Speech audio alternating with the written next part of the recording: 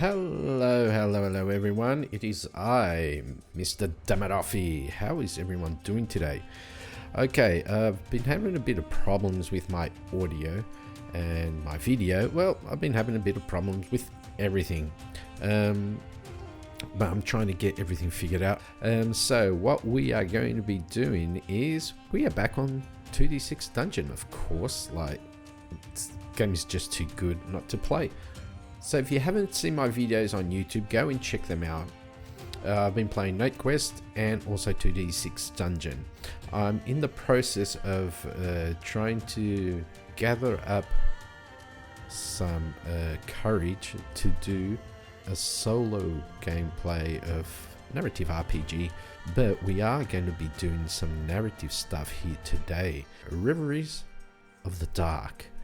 I bought this the other day, a couple of weeks ago, and if you haven't seen like I said, if you haven't seen the YouTube videos, go and check them out, because I started using this, but we didn't get very far with it, because when I started with the story, I basically died in the next room, or something like that. So yeah, we didn't get very far with the story of our last character. I did create another character, so it's Ernovan Wolfeon, and what I was thinking of doing, because like Reveries of the Dark says that when you create your dungeon, pick 3 random empty spots on the map, and when you get to those spots, those are going to be your narrative points. I'm going to change that up a bit. I am going to do a bit of my own thing here. What I'm going to do is I'm going to roll straight away for the beginning of our story, of the narrative. Let me just make this a bit bigger so you guys can see a bit better. So this will be 2d6. Let's just roll, and we get a 7. So 7. You look down at your weapon, roll d6. It's a 6. As you inspect it, only one word runs through your mind. Write it down. Ooh. Okay, so what is that word going to be? First we have to see, you have to see, because I already know what it is, what the weapon is.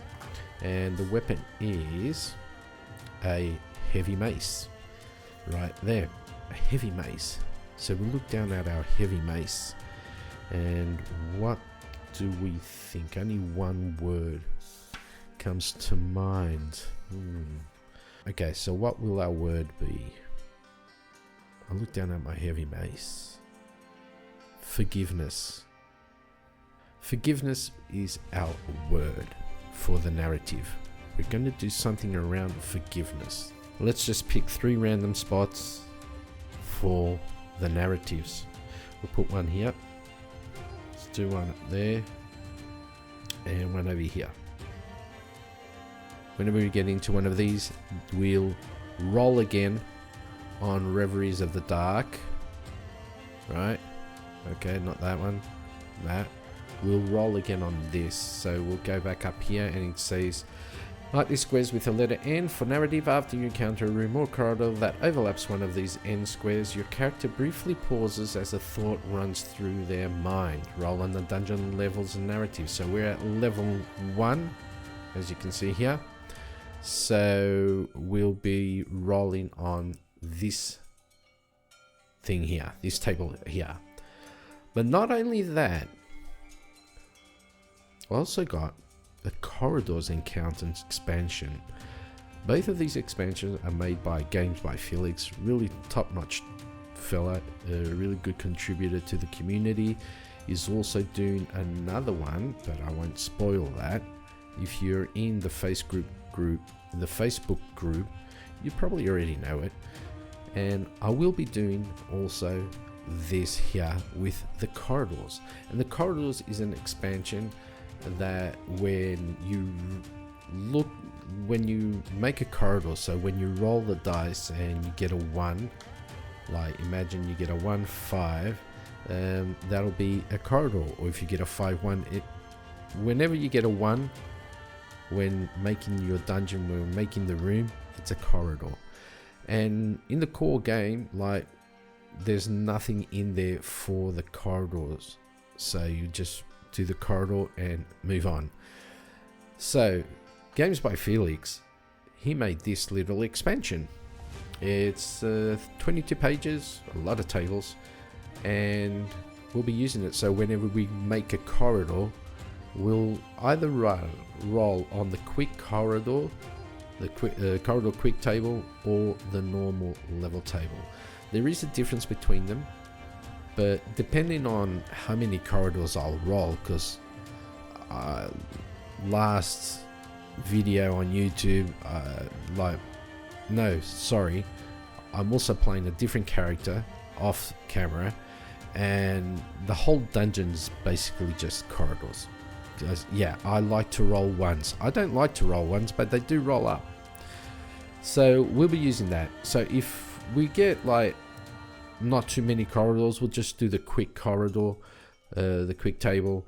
If we start in a lot of corridors, we'll use the other table. Okay, so that's what we're going to be doing.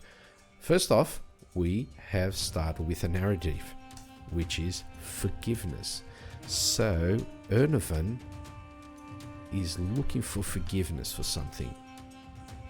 Hopefully he'll survive long enough so that we can find out what it is. Let's get to it. So we're going to roll for our entrance. Entrance has to be more than 6 and less than 12 spaces. So let's do that. We've got 3 of 5, so that's pretty good. 1, 2, 3. We have 3 exits, so we can do 1 exit here. These exits will always be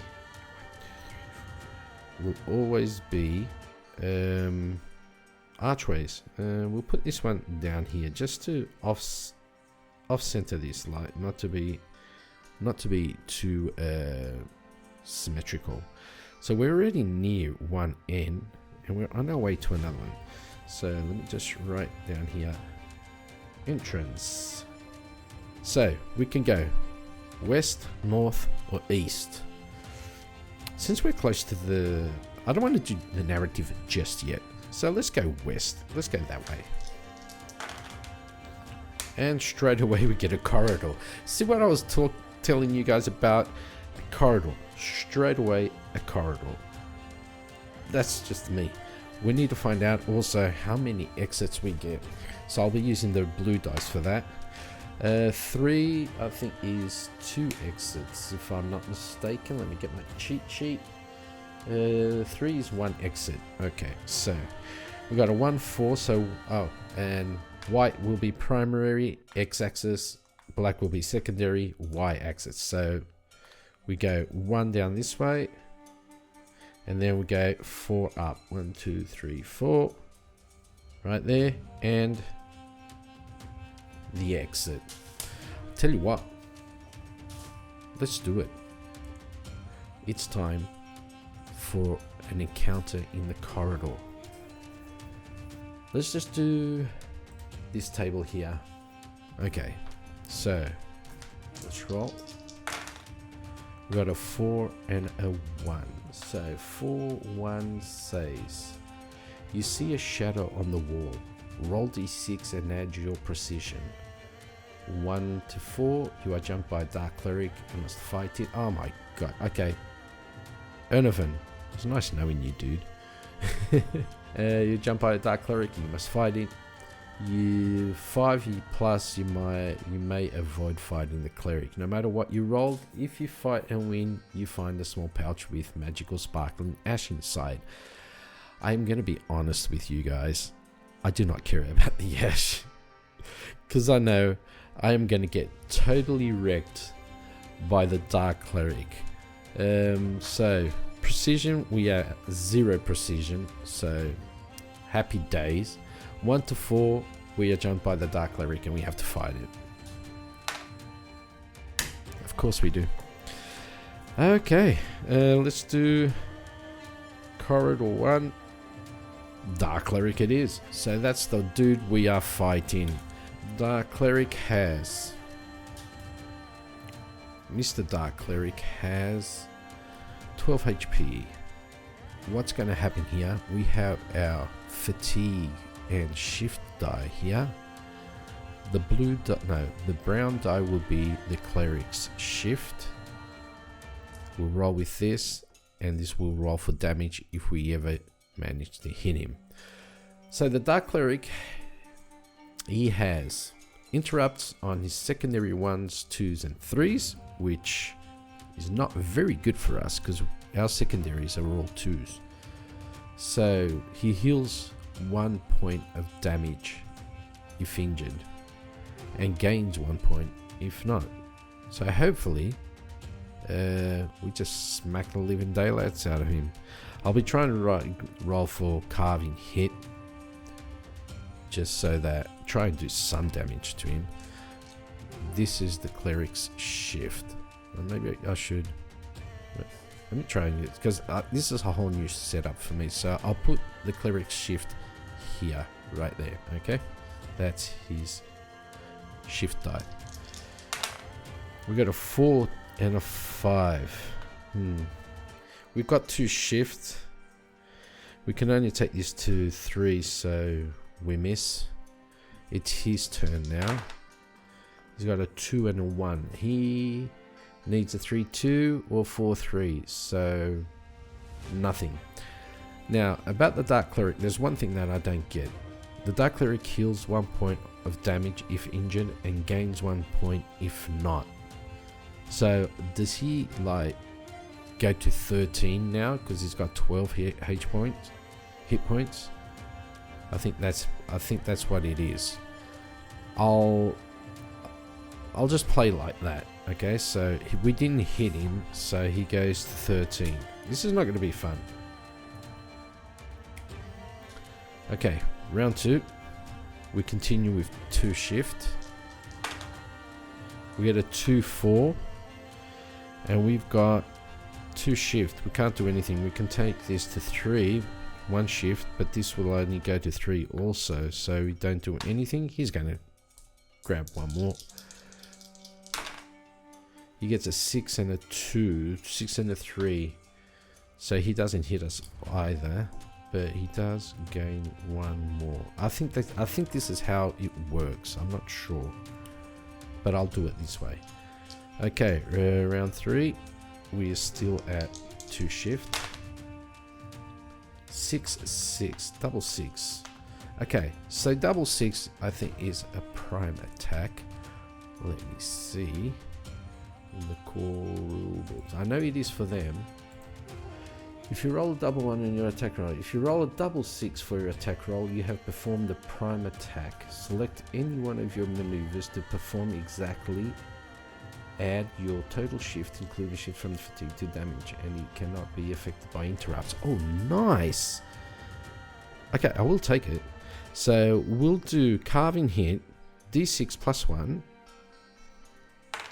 which is 4, plus 1 is 5, plus 2 is 7. So he takes a big whopping, right? So he takes a big whopping. So let's do 1, 2, 3, 4, 5, 6, 7, and does not interrupt.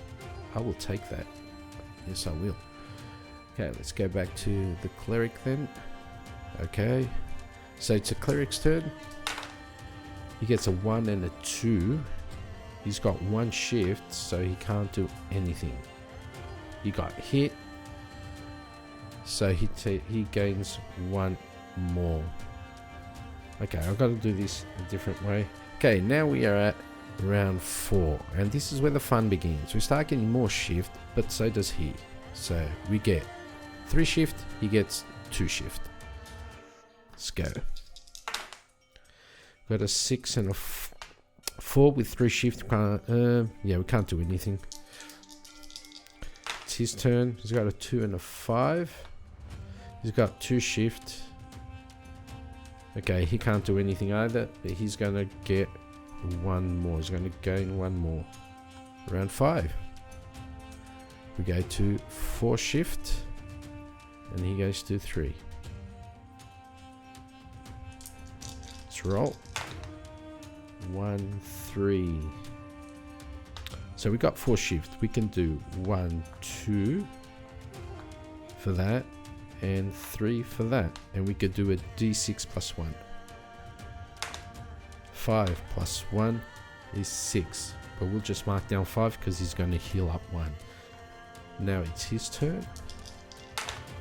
He gets a 1 and a 4. He's got 3 shift, so he can do 1, 2.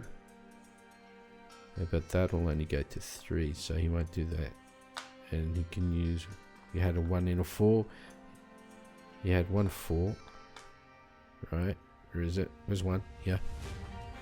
1, 4. So even if he does use his 3 shift, that would only go to 4, 4. And can't do that. Okay. And round 6, we are at 5 shift now. We are at maximum shift, and so is he. Let's go. 4, 3. Okay. Let's see. We can take this to 2 and do a d6, which will use 1. Okay, we're going to use, we have to use this anyway. That'll be 1. And this will be 2. Okay, so we'll do carving hit again also. So d6 plus 1. 3 plus 1 is 4. And that kills him. 3, 4. Dark Cleric is dead because he'd only heal after the turn. Okay, at the end of the turn he would heal. So boom. It wasn't that hard anyway. Okay, Dark Cleric is dead. Okay, now we need to roll on RPT2. Okay, Mr. Dark Cleric also gives us a bit of XP. 28. 28 XP. Okay. We also get 10 gold coins. Right there. And we need to roll on RPT1. 2d6. Religious Palette Table 1. We get an 8. 8. There are some smooth pebbles in the pouch mixed with some Cthulhu spines. Okay, so we get 1 more pouch. So we take 2 pouches. Smooth pebbles and Cthulhu spines. Okay, so not too bad, not too shabby. We managed to kill a Dark Cleric without getting hit, which for me is like amazing. Trust me, it's amazing. I've been killed so many times by Dark Clerics and Apothecaries that it's not even funny anymore. It is funny though.